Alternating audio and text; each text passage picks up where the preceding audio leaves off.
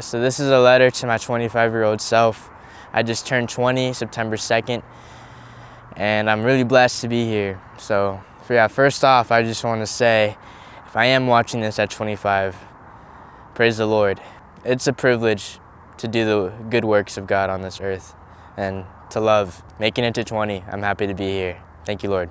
So basically in this video, I'm gonna just go down the categories of personal growth, of like spiritual, financial, social, physical, emotional, and mental. I think that's all of them, if I didn't repeat any. I talked to a friend, Kevin, been shooting music videos with him, and he's like 27.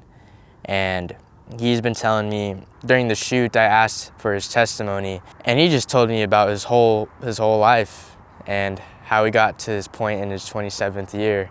And so much change, so much growth. I'm really curious and excited to see where I am at 25. So mentally and emotionally, Aaron, I don't know how to talk to you, Aaron. Like, do I say we? Do I say you? Do I say I? Yeah, right now, mentally and emotionally, you are learning how to not take life so seriously. The best example I can give you with that is how you're learning how to be friends with one of your exes. And it can be pretty tricky, feelings, and it gets kind of weird. I think that's self-explanatory, but there's a lot of ups and downs.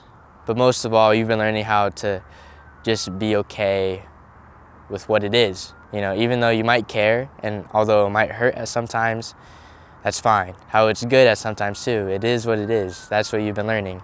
And there's so much that goes with that. Hold on, there's a siren. I'm gonna wait for it to pass.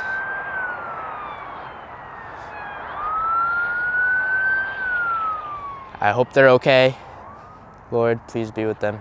And that's with a lot of things, not just the relationship with your ex, but with your other relationships too, and just a lot of aspects of life. Overall, you learned at this period of time how it can be easy to love the wrong way.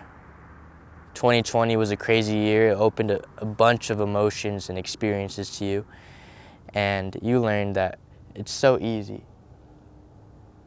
That was weird.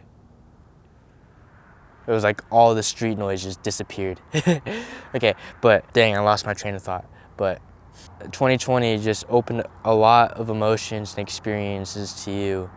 And you learned how it's so easy for love to be prejudiced, for how you can love, how you want to love someone a certain way, but it might not be love to them when they receive it.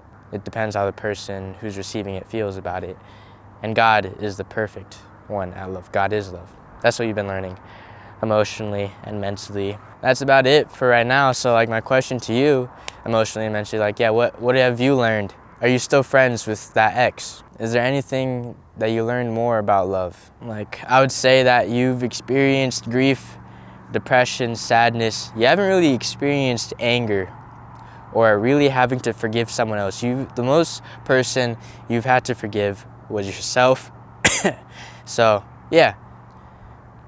I wonder if that's changed. Probably. Let's talk about finances.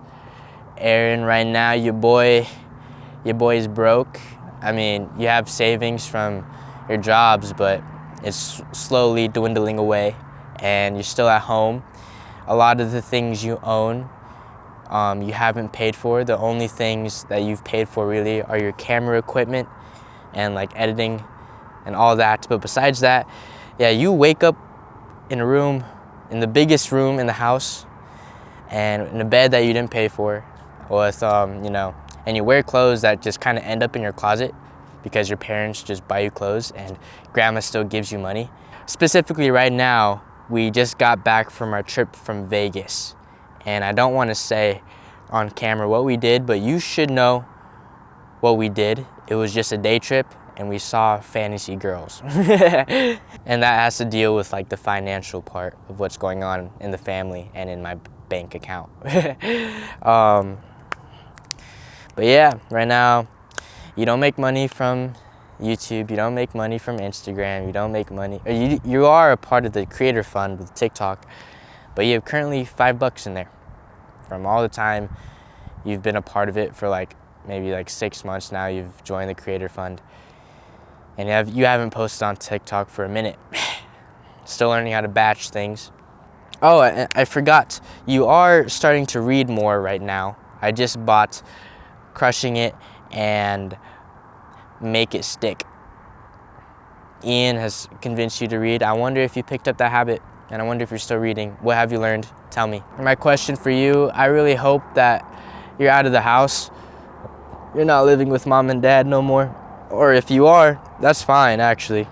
But at least you're paying for something. You know, your phone bill, you know, maybe your own car, your just rent in general, food, just having more of a financial responsibility within the household. Maybe you moved out. If you have, that's crazy. That's crazy to think you moved out. Are you still in Reno? You know, did you buy a motorcycle? Are you a minimalist? Do you still never really buy yourself things because you just don't need to? But in other people's perspective, like Ian's, you should buy more stuff, if that makes any sense. You know what I mean? Like how I don't think I need more pairs of shoes. Like I'm happy with the ones I got, but in Ian's eyes, he thinks I should have more diversity. I think that's what he thinks. He didn't really say that to me, but yeah. How's your credit score? Did this YouTube thing actually work out for you? Are you financially stable off of YouTube or just being an influencer, content creator? Did you end up graduating from journalism and finding a job within that field, or maybe you're at Jack in the Box? I don't know. Tell me. Spiritually, let's talk about spiritually. We are really great with God right now. Right now, you are trying to grow the fruit, or just maintain the fruit of self-discipline and self-control. It's really easy. Just run away from temptation. That's the simple way to put it. And just do what's necessary. And don't put yourself in positions where it's easy to get tempted. That's what you're learning right now. I think you're doing pretty good. Compared to last year, we didn't know God at all. We didn't even have a relationship with Him. We don't even know the foundational, what makes a Christian a Christian. But now you just got your Purple Book certificate, and yeah, you're at All People Christian Church. You have a family there, really good people. It's really nice. Are you still at that church? What are you doing? How's your walk in faith? Are you still seeking the kingdom? Because that has been the primary thing I've been doing, is just seeking the kingdom, and the rest will be added to your life, Aaron. You know, at this stage, God has showed you that verse so many times and made it the light in your life to walk, to just seek the kingdom, seek the relationship with Him, seek to love properly. Do you still walk by that principle, or are there more, or is it, what has changed? Tell me. Okay, so spiritually, emotionally, mentally. Let's go with physically now. Physically, right now, Aaron, you kind of got sick for the past week. You kind of have the sniffles a little bit. I don't know if it's because of the smoke in the area, but your sore throat has been with you for a little bit for now. And yeah, I am trying to look good, you know. I hope my chest is bigger in the future. I wonder if my metabolism is a lot shorter now. And if I put on weight like Dad, that's crazy. I would not picture that. I hope I don't let that happen. You won't. Yeah. How many more tattoos you got? You got more piercings? Right now, this is your hair. So you're planning to cut this maybe today even. I'll leave it like this for the rest of the video. But yeah, that's where you're at physically, trying to gain weight. You're 140-ish right now. You were 145, but after you got sick, I think we lost weight. So yeah, I hope you're tatted. I hope you're sexy. Maybe even have a beard, a mustache, some more chest hair. Look at that flow. Maybe your hair is long in the future. Again, we're planning to donate it. Relationally, Let's talk about relationships, socially. You're in a gap year. Honestly, right now, I feel like you don't have that many like social gatherings with like strangers, or like where you're put with strangers, like at parties, or even at church. It's kind of weird. Still, like, you're still kind of warming up. Your closest friends are Krista, DJ. You're working on your relationship with one of your exes, Casey, Zach, Tatiana, Paulo, Rihanna. Yeah, I think that's like the handful of people there. Like, there's Sabrina, family, of course. I really hope grandma's alive, and if she's not, go buy her flowers. Yeah, I hope mom and dad are okay too. I hope everyone's okay. If this is your sign, Aaron, 5 years in the future, you should probably be doing something earlier than that, but don't take them for granted. Another little reminder. Yeah, right now you're not ready for a girlfriend, and you don't want one. I say that because I'm still learning how to love myself and how to let God love me, and I don't want to throw another heart in the midst of that, because it can get chaotic.